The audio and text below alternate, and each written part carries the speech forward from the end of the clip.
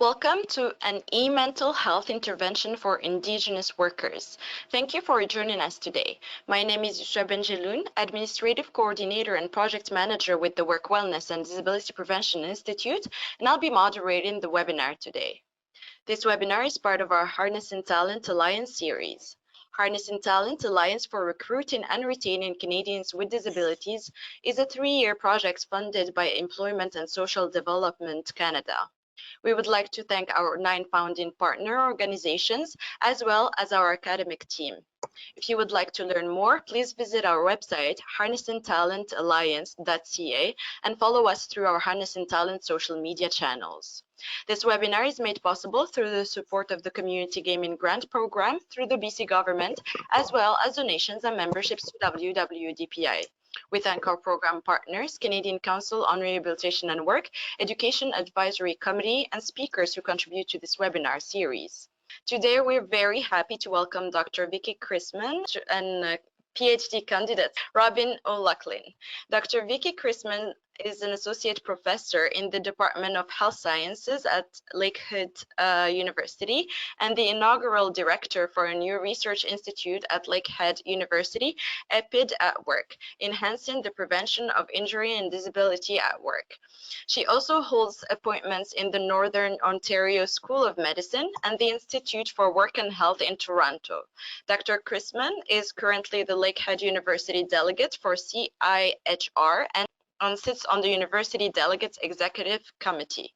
She holds a doctoral degree in epidemiology from the University of Toronto and completed the CIHR Work Disability Prevention Strategic Training Program as a postdoctoral fellow at the University Health Network in Toronto. In 2014, Dr. Chrisman was awarded a prestigious CIHR New Investigator Award for her program of the research on preventing work disability through accommodation.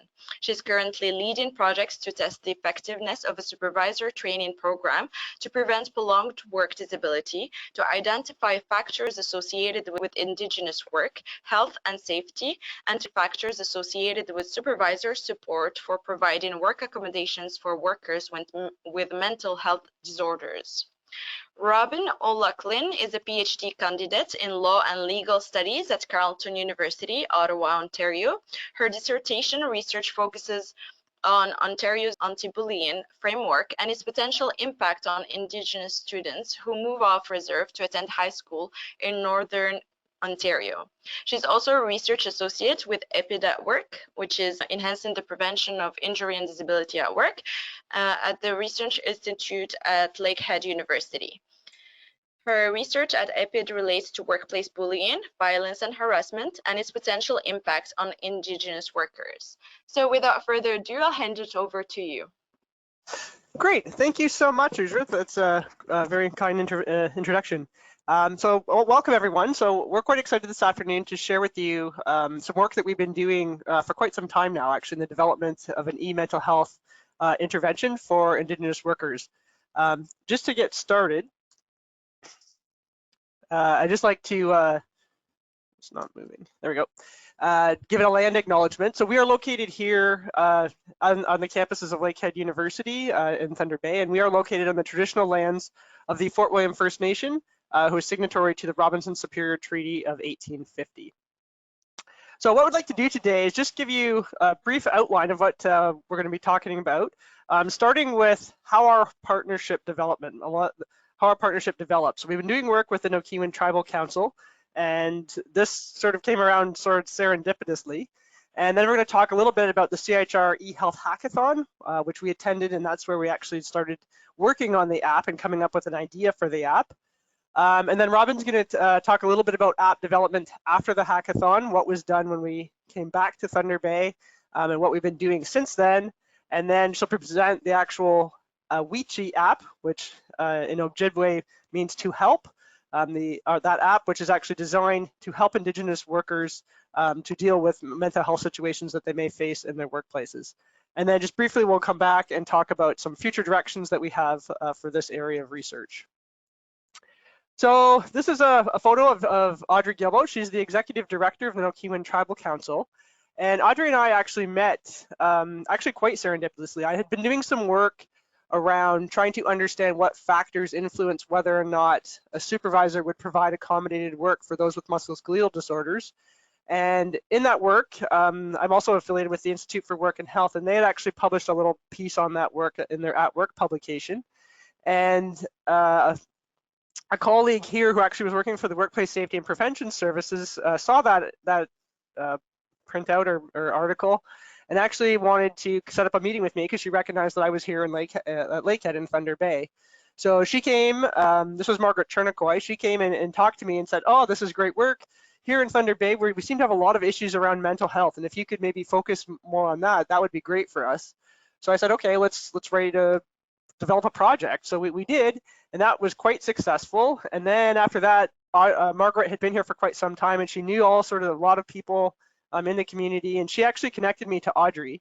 And I would say at first, I come from a very small town, have had very little, at the time, had very little interaction with Indigenous culture at all.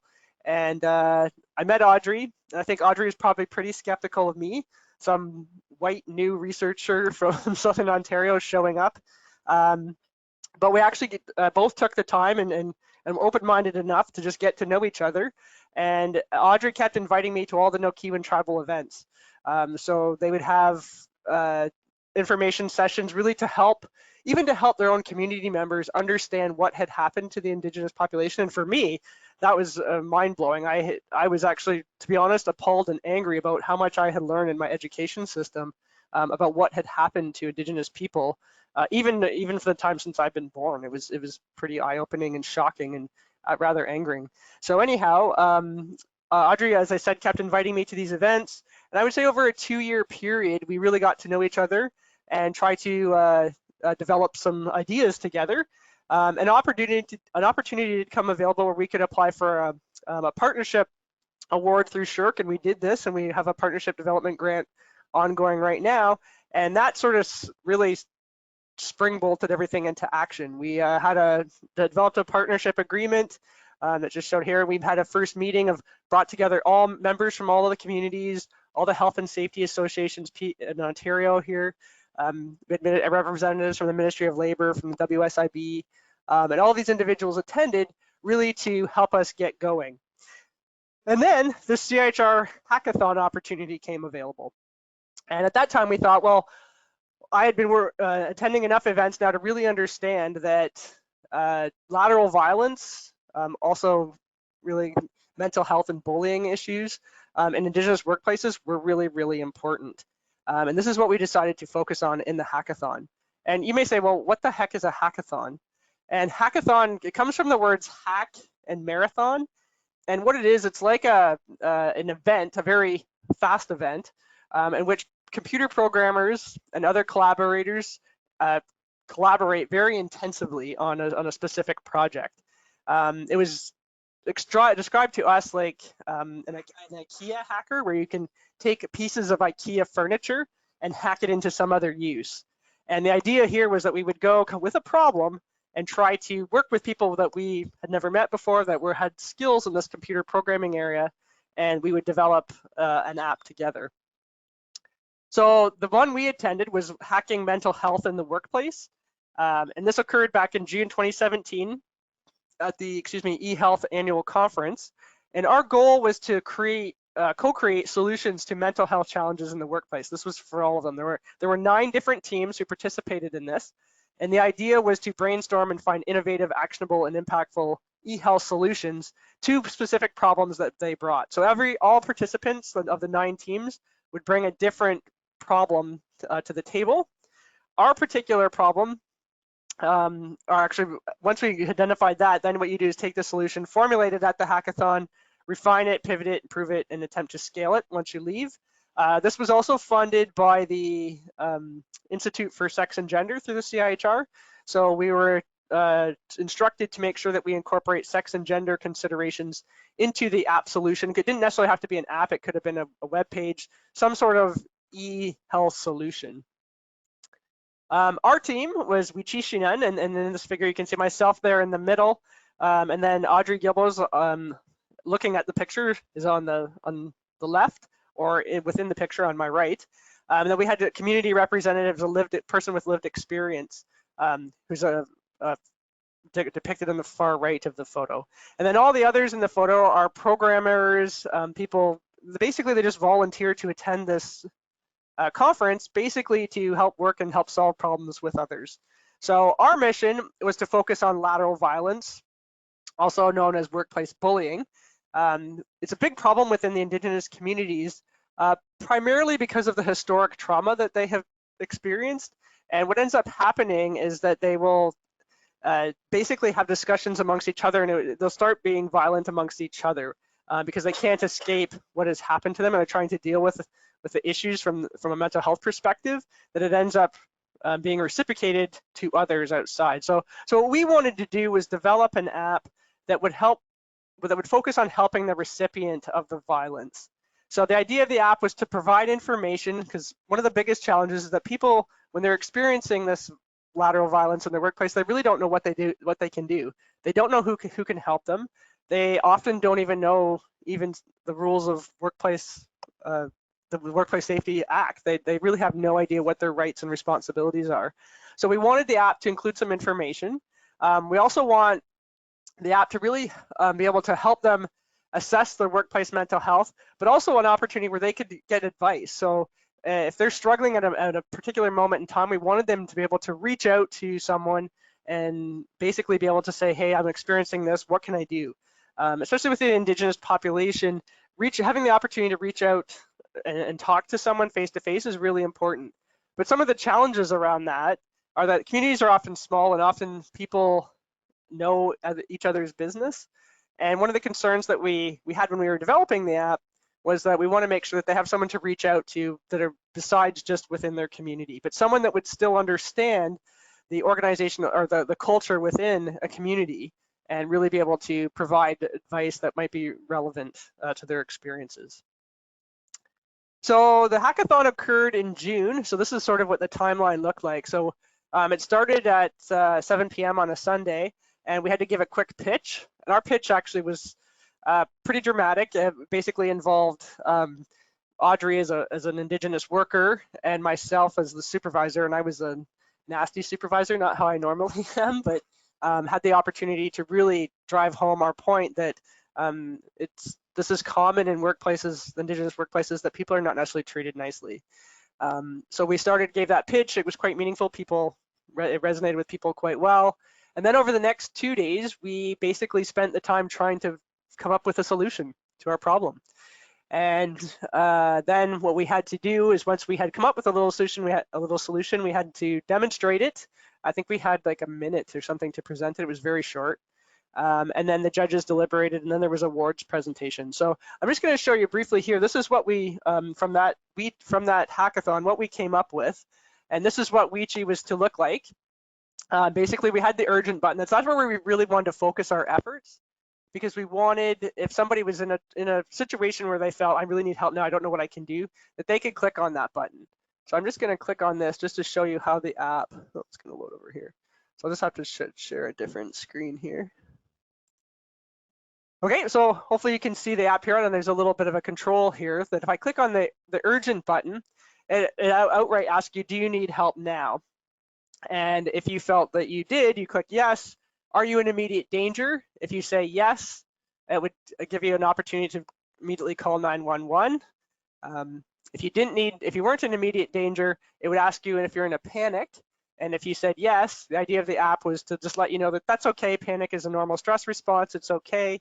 You have some options here to experience some calm breathing and meditation, view a calming picture, or listen to calming music. If you weren't in a panic, you could click no, but we didn't have that option. So I think that was all we had on here. Just playing around there. But yeah, so that was basically what the app had in it. Let's take it back. So if you weren't in immediate danger, are you in a panic? Yeah, so just sort of shows we didn't have a lot of time, so we just were able to show this one feature of it. At the time, we were also thinking to have a section on our rights and responsibilities, because as I said, a lot of the Indigenous community members were not familiar with what their rights and responsibilities were. And the communities also had a spirit building. They've been training spirit builders to actually really be person or people in the community that would be available to basically, you could just go talk about your mental health with, people there that could be helpful. So that was the aspects of the app that when we developed it, that's what it when we first did it at the hackathon, that was our thinking behind this. Excuse me. So there were a number of awards that were available, as I said.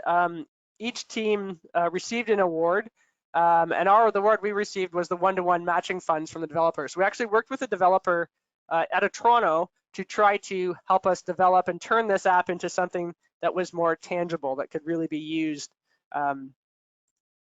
in the communities.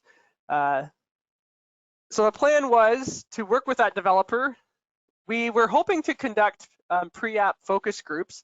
That we didn't really get a chance to do that because by the time we found out we received the award, the conference was very soon, so we didn't get much time. But what we did was when we came back, we went and did some of those pre-app focus groups, really to make sure we wanted to make this usable for people. So we really wanted to understand what people wanted from the app. And then we were going to conduct post-app focus groups, but again, we ran out of time, so that the development of it didn't actually go the way we were hoping. We actually ended up having to use a different app development group company, and but this is moving forward. Now we would like to do the evaluation and rollout. And with that, I'm just going to pass it over to Robin, who's going to talk to you a little bit further about what we really ended up doing with the focus groups. Thank you. Okay, so the outline is the app development.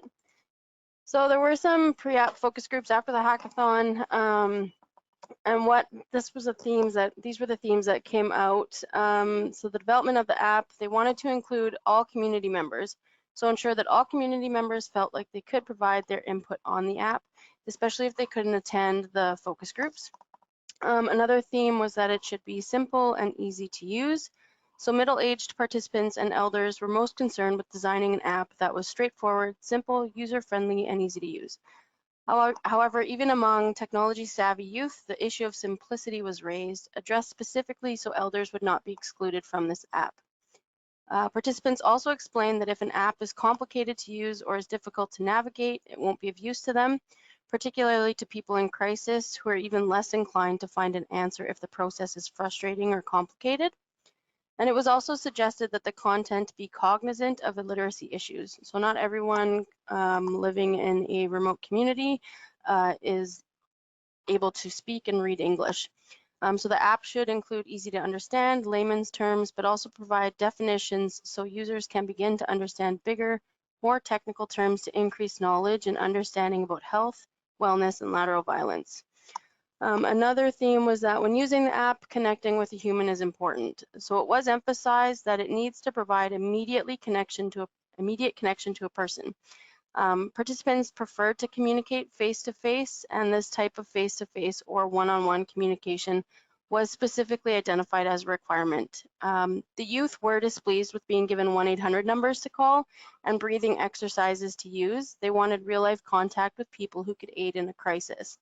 And as one participant explained when discussing the numbers shown to people in crisis, they don't get that bonding feeling where somebody is actually caring for them. Another finding from the focus groups was positive experiences were wanted, unlike Facebook or Instagram. So many participants struggled with internet-based community connection and the inherent negativity that came with internet-based social media. So the youth most strongly identified the negativity of social media, whereas older generations simply refrained from using technology. So Facebook and other social media, although used by approximately half of the survey respondents, were depicted as negative and drama-filled, which overshadows the positive effects of community building. It was suggested by nearly every group that the app should have positive affirmations, so positive stories, some kind of daily positive influence to inspire app users. Even tips like how to be happy were deemed helpful. But one youth group was adamant that those positive affirmations originate from community elders as opposed to generic advice you can find on the internet. And success stories were also suggested, so inviting community members to share success stories of overcoming struggles to help others relate to themselves. The final theme that came out of the pre-app focus group findings was to incorporate traditional teachings and language. So there were discussions about the 7 grandfather teachings, the 4 colors, smudging, ceremony, traditional medicines, as well as learning about the drum and rattle. Many discussions returned back to traditional ways of living and how a return to that way of life can be healing. So for this app to succeed, it must play a role in that process. And many participants identified connecting people to elders either by sharing stories or wisdom or asking elders to volunteer to provide support and guidance through the app. The youth especially craved attention from people they could trust, who could care for and about them, and they identified being taught by elders as key to their success and well-being, partly because they are a trustworthy source for wisdom and advice. And so then we went on to start developing the app, and our original app developer didn't commit. We went back and forth, I guess, for about 2 years of struggling with this one development company. They weren't committed to learning about the Indigenous culture. So going back and forth, we did eventually find a new local developer, got rid of the first one, and there was already a product in place based off of a first response peer-to-peer support system, which we adopted. So we'll just go through the new Weechi app. And this is the new Weechi app. This is what it looks like when you log in. And this is the, I guess, notification center. We have notifications where you can request peer-to-peer support requests. There is the news feed where information on events within the communities will be posted and where stories will be posted as well. There is a community resource guide. Dr. Brian Dunn at Nokiwin had put together a community resource guide with Dr. Justine Jecker. So all the materials that they have collected will be there. And there's also a self-assessment screening tool within the app. So if you are interested in trying to figure out where you sort of stand with your mental health, you can seek or complete some tests online. And okay, so this is an example story. As we were collecting data with Nokiwin, any conferences we would go to, we did ask people if they'd be interested in providing us with successful stories that we could share on the app. And this is one of the example stories. So it is provided by a community member where they overcame a stressful situation. And I'll just read the story for you. So it says, I never paddled across the bay before. I decided to try it out one day for fun. I was advised by my dad to give myself time, adhere to the weather and wind, and let people know when I will be going and when I will be heading back. So I headed out on my canoe and started paddling. The water was pretty calm and I took my time. I made it across in about an hour and was happy, put tobacco down and gave thanks. I explored the shore for a bit and then the wind picked up. So I got panicky and started to head back. The waves picked up and blew in every direction. It blew me off course and I got really worried. I stopped paddling, said a prayer to Creator to watch over me and thank the water and my ancestors and calmed right down. There was no panic after that, rather letting the wind take me to where I will go. It took me a bit longer to get home, but I got home safe and fulfilled. Miigwech. So also another thing I think that we should point out is that we had an intern, a Lakehead University art student, took 4 stories and created some Indigenous artwork to go along with the stories. And the picture that you see on the screen is one of the drawings that she created. Okay, and along with this, we created 3 videos so that people could easily see how the app works before they got started. So I will show you the videos before I go to them though. One is on how to register and log into the app. The second is requesting and managing peer support. And the third one is the resource database that Dr. Brian Dunn and Dr. Justine Jecker completed. Okay, so how to log in? Right. Okay. And play.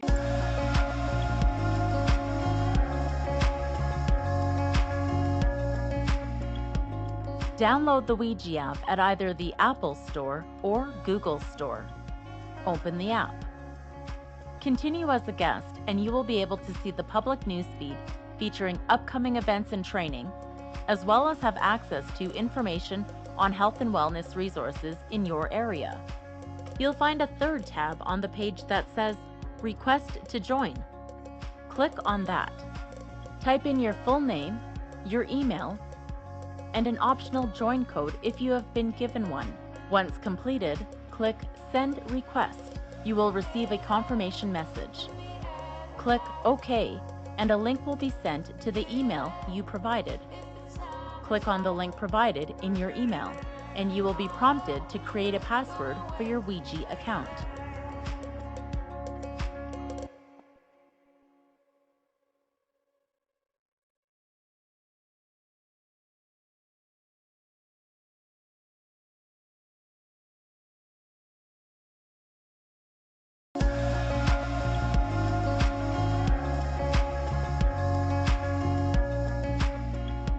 First, launch and log into the Ouija app.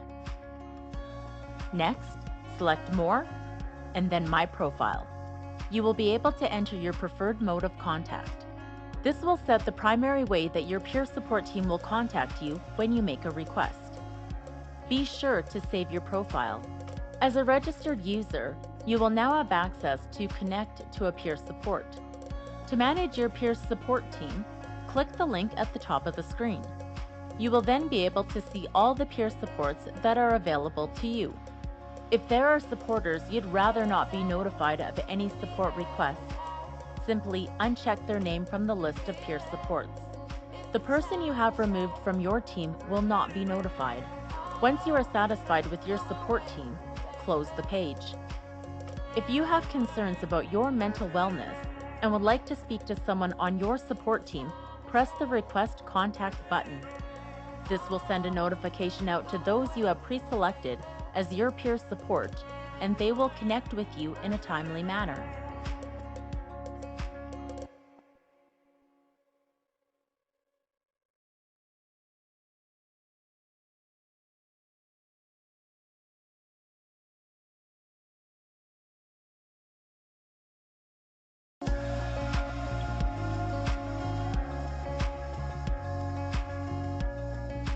Once logged into the Ouija app, go to the Resources button on the main screen. You will instantly have access to all of our listed resources from our online community resource guide, listed in alphabetical order. Click the search bar to narrow your search results. By clicking the community tags, you can search for resources within or near one of the Nokiwan Tribal Council member communities. If you select Community Access or External Support, you can narrow down your search even more. You can also search for resources by one of the 4 domains of the medicine wheel: spiritual, physical, emotional, or mental wellness.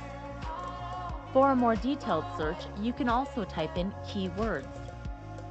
Questions can be submitted through the FAQ section of the app, which will be responded to by a Ouija administrator in a timely manner.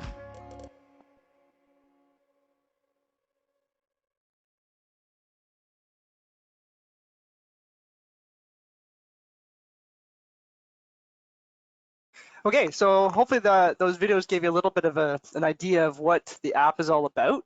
So we tried to really stick to what we learned in the focus groups, and we worked with Nokiwan Tribal Council members to actually incorporate the different pieces into the app. So what we did here was that people really wanted an opportunity to be able to reach out to someone who is not necessarily someone from their community. So this app really provides the opportunity where people can decide who they want their peer supporters to be. So they're given an option of who all the peer supporters are. And the idea was that a lot of these would be the spirit builders, as I was saying before, that Nokiwan has actually done spirit builder training. So each community has a spirit builder. So all the spirit builders would be included in there, as long as personnel from the Nokiwan Tribal Council main office. And people then, when they want to use the app, they can go in and actually select who they would like their peer support team to be.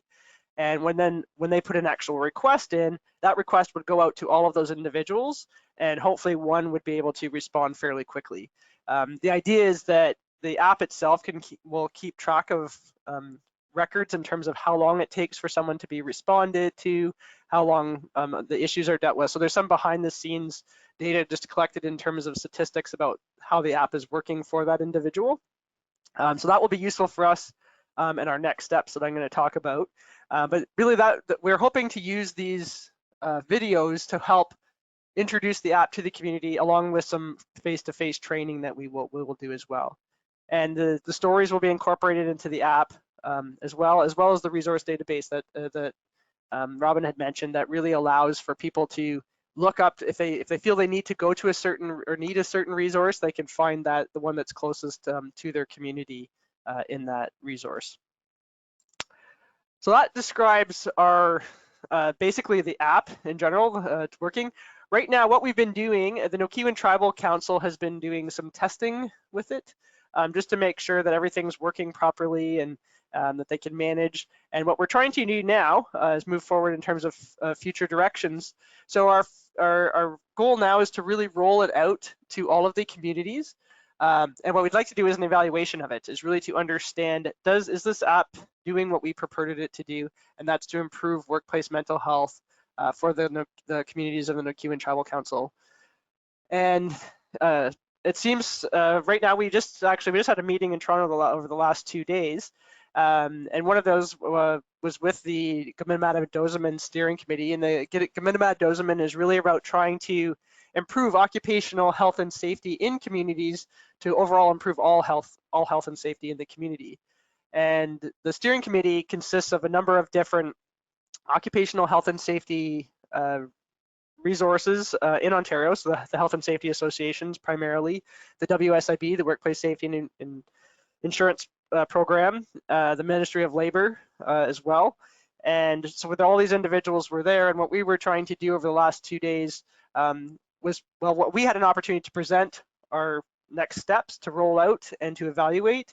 And this was great because it gave us an opportunity to get feedback directly from the community members in terms of what they thought, how this would work, what they give us feedback in terms of what we need to do. And this has been really helpful because we're actually drafting an application to get some funding to conduct this research now. So that's the next step, is to really evaluate the app, get it out there, let people use it, see how it does. And then if we do find that it is effective in improving or improving workplace mental health for the Indigenous population, we need to develop a sustainability plan in terms of how is this going to work long term, just to ensure that Nokiwan has the personnel in place to actually be able to address some of the concerns that people have from the community, that somebody will always be there to respond, to have those peer supporters in place. And one of the concerns, or one of the things that the communities would like to do, is roll this out beyond just workplace mental health and make it available to all the communities. The fear of Nokiwan right now is that could overload the system when we're just learning how to use it and make sure that everything's functioning well. So we're just going to start with workplaces, those who are actually working in the community, and then hopefully over time, if we find this to be successful, we can launch it out to a larger community. So to all the larger communities. So basically that was pretty much everything we want to say. I just want to acknowledge and leave lots of time for questions, but we would like to acknowledge the Canadian Institutes of Health Research for providing funding for the hackathon. It really was the hackathon that spurred this idea. I just saw the posting for the application, and I approached Audrey and said, do you think this would be something that the communities would be interested in? And she's like, yeah, I think this would be great. Would be a real good thing for us to focus on lateral violence. And so we submitted an application, and it was successful. And then really the involvement of all of the communities. Without the communities, this app has really been, although we've had developers helping us, the app has really been driven by the communities. Community members told us what they felt the app needed in it, what they wanted to see, and we have tried to stick as closely as possible to produce what they suggested. Even though we've gone through, it hasn't been an easy road because we lost our first developing company just where it wasn't able to take the time to really understand the issues that Indigenous communities were facing. So we needed to find another developer that would be able to and be able and willing to do that.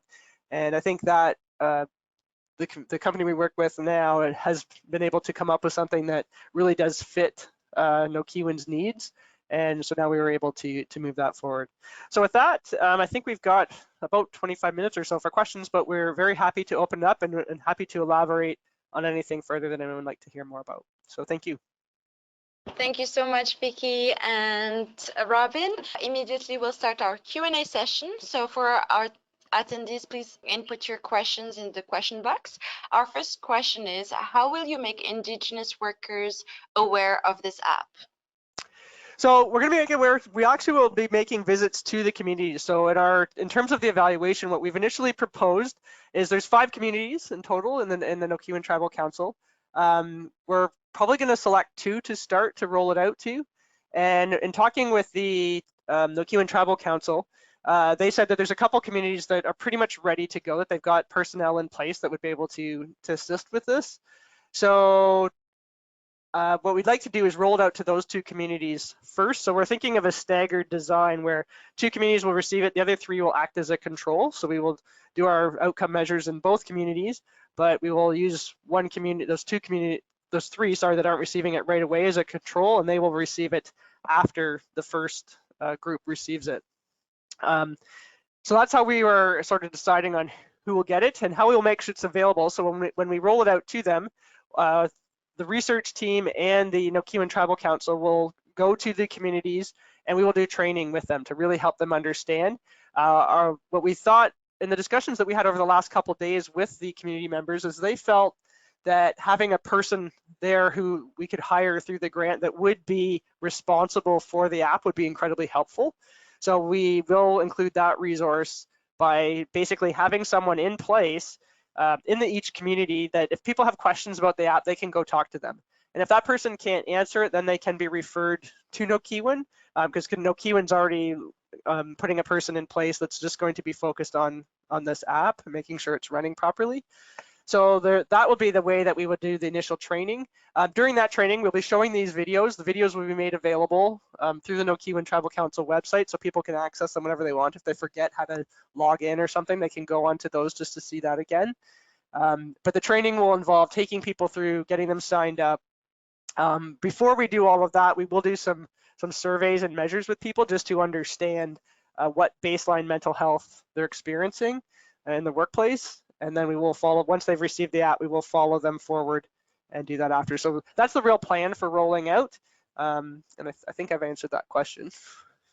Thank you so much. Yes, you did. Second question is, so in the pre-app group findings, something came up that the group would expect a positive experience that is not like Facebook or Instagram. What do you think is meant by this? Okay, so not being able to post negative comments. So on Facebook, you can comment on an event that is posted or, well, anything really. And so it'll lower or eliminate online drama or lateral violence within the community. So this app, you're not able to make comments. Like just some random person cannot post a comment on an event. They want to minimize that. They don't want any of that. It's just strictly positive, successful stories to help relate to other community members. Makes sense. Thank you. Oh, would you I'll like just to add add a little bit anything? too, if I can. Yeah, so what the youth especially really stressed that they were using Facebook, and they found that it actually caused more mental health concerns in the communities because people would get negative things told to them, and it was just making people feel worse off. And that's really what the youth were really stressing this, that they wanted more Indigenous content, more teachings from elders, and less of this opportunity for people to be hurtful to each other. So that's really what we wanted to make sure that was not, and there were no opportunities to do that in the app that we created. Of course. So is there a follow-up in regards to the impact of the Ouija app on the mental health of Indigenous workers? And if there are any preliminary evaluations performed to date?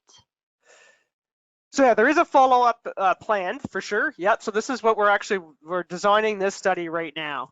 So we're thinking of rolling it out, as I said, to 2 communities, and then they would have access for 3 to 6 months, and then the other 3 remaining communities would just move forward as is. At the end of that 3 to 6 month period, they would then get the app, and then they would be able to use it ongoing. But the point is that we would do the evaluations after that period. So at the end of 3 to 6 months, we would redo our evaluations around workplace mental health. So we've done surveys with the communities in the past through our SSHRC Partnership Development Grant. And it is a challenge. Surveys are not easy with this particular community, just in terms of getting them out and getting them completed. There are challenges with language. We definitely found that some of the language that we had used in those surveys were a little too advanced. The survey was way too long. So we have learned a lot from doing that we need to make sure this is short, very simple very simple language.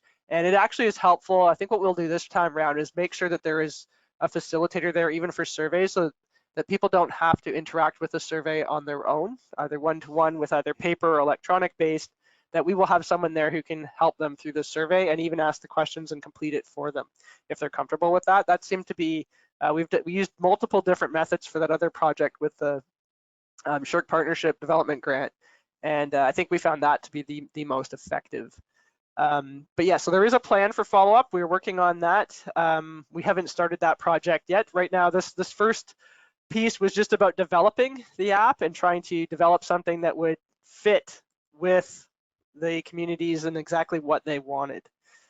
So in terms of preliminary evaluations, I would say no, we haven't done anything preliminary for this particular project yet. We have done focus groups with the communities before, a couple times actually. First, as Robin was talking about, the pre-app focus groups before we started actually working with the developer in detail. We did those. We wanted to host those before the hackathon, but as I said, there wasn't time. So we ended up doing that after the hackathon, but before the development of the app. And Robin shared some of those results with you. We have also done focus groups with the communities just to find out more about what work means to the communities in terms of work disability and work engagement and presenteeism. We were really trying to learn what factors influence these types of results in workplaces. That's through in Indigenous workplaces, and that's in a different project that we didn't really describe today, but we have done some work with that, with communities in terms of that too. So this would be a third set of evaluations that we would do, because we're also hoping to do focus groups in the evaluation of the app too, really to understand sort of a process evaluation, how they found the app, did they like it, did they use it, what would they suggest if there's any changes, or were there barriers to use? We want to really understand all of that. We don't know that yet. We've only heard from people in terms of what they think they would use it for, but now we want to really understand, okay, here it is. How do you use it? So that would be the next step. Thank you, Vicky. You said that it was important for the pre-app group to talk to a person. So what is the availability of people providing support through the app? What are their qualifications? Are the responses instantaneous? And if not, what is the estimate wait time before a response? Yeah, great question. So yes, so the availability, basically people, they're not essentially hired, they're all volunteers. They're not hired to fill these roles. They will be people from the community that have received training. Now, they're not counselors or anything like that. They're people who have basically gone through the Spirit Building program, which has helped them to understand just how to be a support to someone, and also how to identify the resources. So if someone comes to them and it's deemed that they really would need counseling, they can say, here, I know this resource, this is a great place where you can go get counseling that's really respectful culturally to our beliefs. So that's one point, that there will be people that are provided through that. Now, in terms of the numbers, so the entire list of supports people that will be available is not clear to me yet. Yeah, they will have mental health first aid training. They've all had mental health first aid training through the Spirit Builder program, but I'm not sure how many numbers there would be. So there could be anywhere from 10 to 20 Spirit Builders. Not really clear to me how many will be there yet. But when somebody goes and logs into the app for the first time, and they can set it up so that they can choose, of those 10 to 20 people, maybe they only really want to talk to 2. They can select 2 from that group. So that way, when they actually submit a request for help, that request would go to those 2 people. They can pick 18 potentially if they want, and then that request would go to all 18. As soon as someone responds, all of the peer supporters know that that request has been responded to, and they are no longer eligible to participate in that request. Only the person who has responded to the request can then deal with that request. And requests can be dealt with in many ways. It really depends on how the person who's requesting the support wants to be addressed. They can pose, because when they're setting it up, they input if they want to be contacted by telephone, they would input their telephone number. If they want to be contacted by text, they can have that. If they want an email, so it's really up to them how they would like to do it, face-to-face, phone call, however they want to do it. Face-to-face could be a little challenging if they're choosing people who are outside of their community, because some of these communities they're not all very close. Some of the distances are quite far. Some are 3 hours away. So, but anyway, they can choose how they want to be addressed. And in terms of their qualifications, yes, they would have mental health first aid training and it's the spirit builder training, but they're not professionals. These are not people who can be diagnosing. Their job is really just to help somebody who just wants to talk to someone right away, calm them down, get them in a place where then they can then proceed in terms of identifying what more care they might need. So they're not professionals in that respect. In terms of the responses being instantaneous or not, it's probably unlikely it would be immediate. If it's a real critical crisis problem, and as in the app it says, you should contact 911. But it could be really quick if the one of the people who've been selected as a peer responder is available, happens to be either looking at the app, or I think the app actually can send a notification to individuals either through their email or text that something's come up, so they can look at it fairly quickly. But yeah, it records the data. So the Nokiwan Tribal Council will actually get back-end data telling them how long each peer supporter takes to respond. And if they take too long, they can actually be removed as a peer supporter. So there is information that we can use ongoing to maintain a list of peer supporters who are quite rapid or not. It might not necessarily be instantaneous, but pretty quick to get back to somebody. So the wait time before response could vary, but the idea is that when we're dealing with or speaking with and training the people for the peer support role, the idea is to get back to somebody as soon as possible. And I'm not sure what Nokiwan will want to set for that specific time. That's something we haven't discussed in terms of how much time they're willing to allot people to get back. But if there are particular peer supporters who are not reaching the cutoffs, they can remove them as a peer supporter to make sure that they only have a list of people that are helpful. And Robin, did you want to add anything to that? So if a request is not responded to right away, a notification is sent out, I believe, every hour until somebody commits to go and see that person. That's all I wanted to add. Thank you so much for this detailed answer. The next question is, so what are the main barriers in the development process of the Ouija app? So you've mentioned one of them was to find an appropriate company to develop the app that would be also interested in the indigenous culture. So any other barriers? Yeah, so for us, that was the big one, is just getting a company that could understand or was willing to even open their mind more to understand the indigenous situation in terms of indigenous culture. That was a big barrier for us. In terms of other barriers, the fact that the first company was also not was distance. They were quite far away. So we didn't have anybody here locally in Thunder Bay at the time when we were first developing that could work with us. So we did work with the Toronto group, and I think that that was sort of a difficult, because we couldn't. If they had questions, they couldn't just run over. Like, we couldn't go visit each other and just say, "Hey," we had to do everything online, either online or on phone. And what we were finding is that things just weren't happening. There was a couple meetings that we had where they would present the same thing that we saw the last meeting, and we weren't seeing any progress. We were just seeing a lot of delays. So that started to become concerning. And then I know from Nokiwan's standpoint, they were really concerned about the fact that not only that they didn't understand the indigenous culture, but they really didn't even have any desire to try to. And I think that was the big one, that they weren't really listening to what Nokiwan members had to say. They were just trying to go their own way and say, this is what we want to develop. And that wasn't really what we wanted. We wanted it to come from community because it's for community. So that for us was the biggest barrier. location secondary, and I don't know if there was really any other barriers. Otherwise, they had all of the people in place, like the developers and all of that they had in place. I did find there was quite a bit of turnover with the first company, which I think that made more difficulties as well, because people who had learned initially what we were doing and then a couple months later were gone, and that made it sort of challenging as well. But other than that, I think that the big one was just the cultural sensitivity.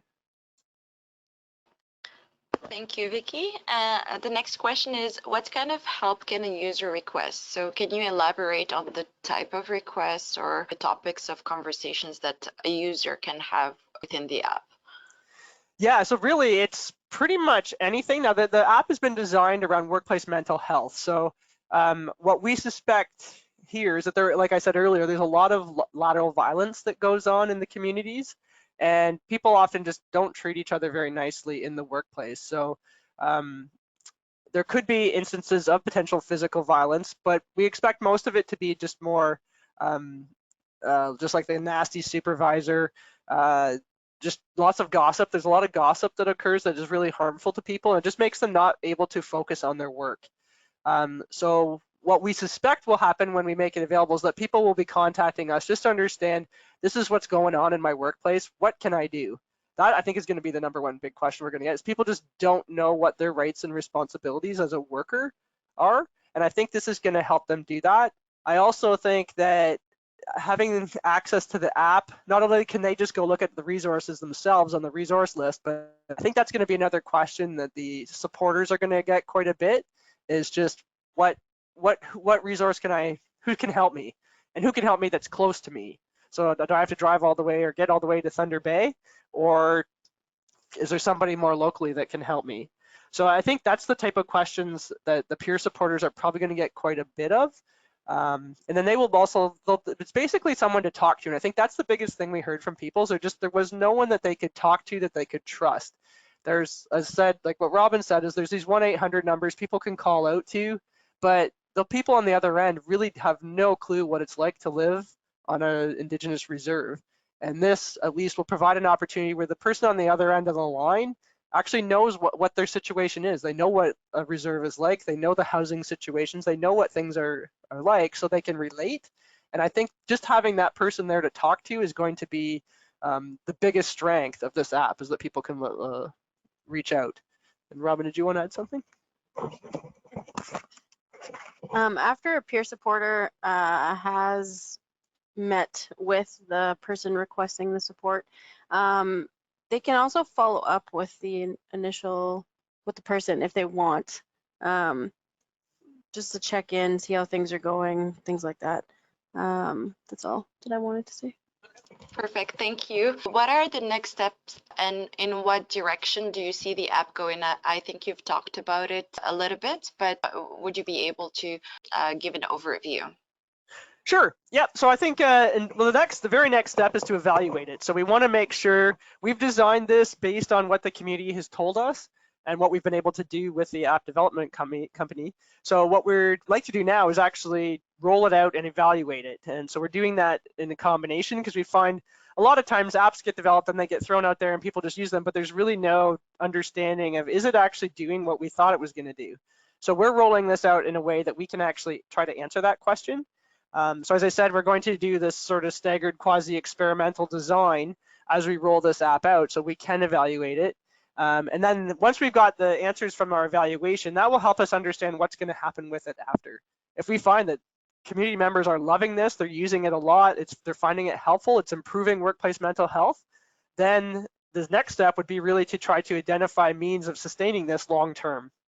How can we sustain it long term? And potentially, Nokiwin Tribal Council is really big on sharing things that they find that are successful.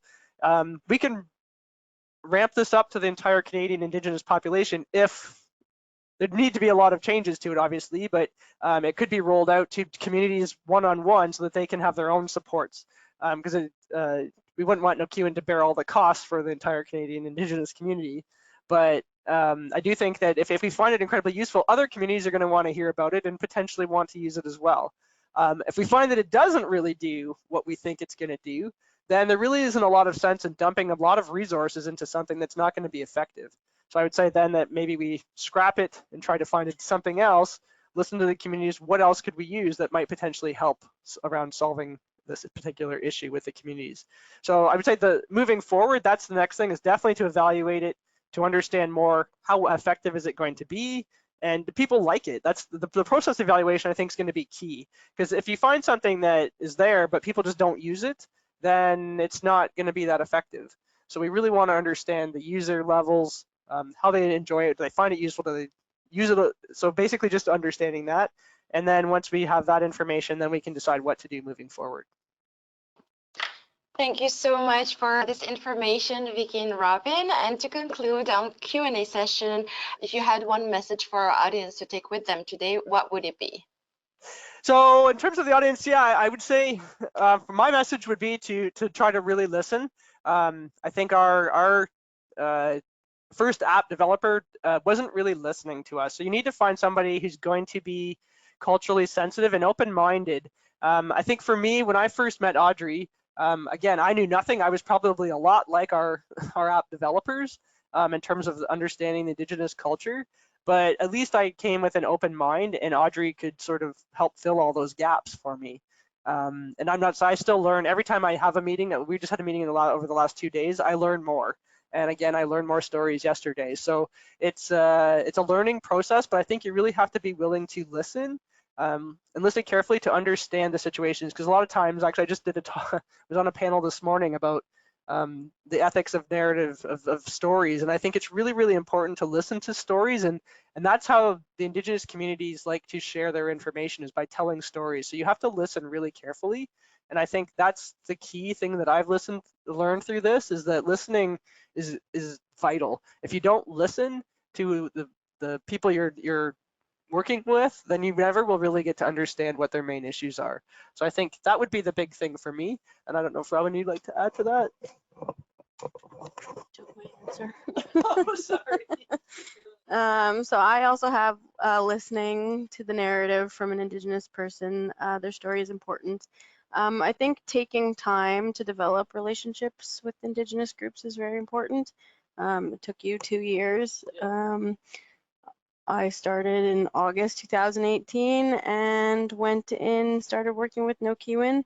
Was brought around to the communities with No Kiwin members, employees, and I've developed friendships from working with No Kiwin, and I think that's important, is taking time to develop relationships, learn the culture, completing a focus group with the Partnership Development Grant. We did a couple of focus groups around the Sacred Fire, which I had no idea what that was until the firekeeper explained to me that, about the fire being the souls of the Indigenous people who have passed on, and it's dancing and women wear skirts around the fire and that sort of thing. So that was an important message that we took away after the focus group. But yeah, just again, listening, taking the time to develop relationships and really hearing their story, because we can't talk at Indigenous people. We should be talking with them and learning their culture. The Western culture is not the only way to do things. We all have various perspectives. And we have different lenses in how to see things. So I think that's something that should be taken into consideration with the group of people listening to us today. Thank you so much. Thank you for these powerful advices and messages. And thank you, Vicky and Robin, for teaching us about the Ouija app and how useful it could be for the mental health of Indigenous workers. We commend you on the work and efforts invested in improving mental health for Indigenous workers. So thank you very much for sharing this presentation with us. Yeah, no problem at all. Thank you for having us. And to all who are listening, thank you for